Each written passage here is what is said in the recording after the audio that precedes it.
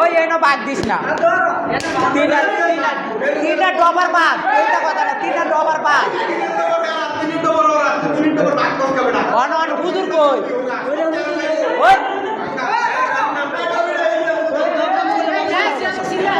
মনাজাত পড়াস না কে দোহরস না কে মিষ্টি খায় দোহরস না কে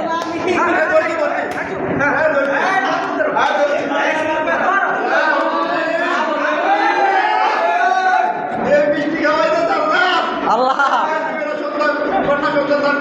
আল্লাহ